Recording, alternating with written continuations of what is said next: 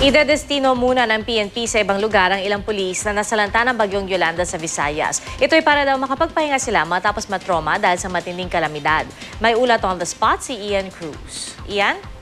Yes, Pia, dahil nga sa matinding hirap at trauma na naranasan sa paghagupit ng bagyong si Yolanda, ipupulot daw pansamantala ng PNP ang mga local police sa mga apektadong lugar kagaya nga sa Tacloban City. Ayon kay Senior Superintendent Ruben Theodore Sindak na tagapagsalita ng PNP, depende raw ito sa kalalabasan na ginagawang pagsusuri ng PNP sa miyembro ng local police sa mga apektadong lugar gaya nga ng Leyte at Samar.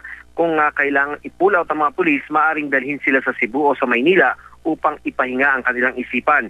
Hindi pa makapagbigay ngayon ng PNP ng aktual na bilang ng mga ipupulaw ng mga tauhan nila. Magkakaroon ng augmentation upang may humalili sa kanilang mga pulis galing sa ibang rehiyon na magtitiyak naman ng kaayusan at kapayapaan sa iiwanan nilang lugar.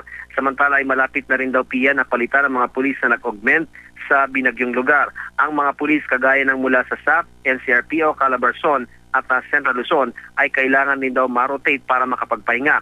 Sasailalim sila sa stress debriefing para nga maproseso ang iba't ibang bagay na kanilang naranasan at nakita sa mga lugar na sinalanta ng bagyo. Papalitan din sila ng mga pulis mula sa iba't ibang rehiyon. Sa panig naman ng AFP, ay sinabi nitong si Lieutenant Colonel Ramon Sagala na napaka-importante ng kalusugan ng bawat sundalo. Kung kailangan doon ng isang sundalo o ng isang unit ng AFP na sumailalim sa stress debriefing, kagaya halimbawa ng mga nakatalaga sa apektadong lugar ng bagyo, ay kailangan daw itong irekomenda ng kanilang commander upang makapagsagawa nga ng nasabing debriefing. Ang stress debriefing ay parte rin daw ng programa ng AFP sa mga sundalong napasabak halimbawa sa gera o kaya naman ay sumailalim sa matinding kalamidad.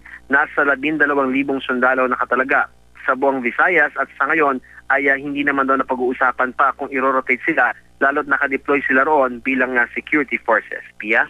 Maraming salamat, Ian Cruz.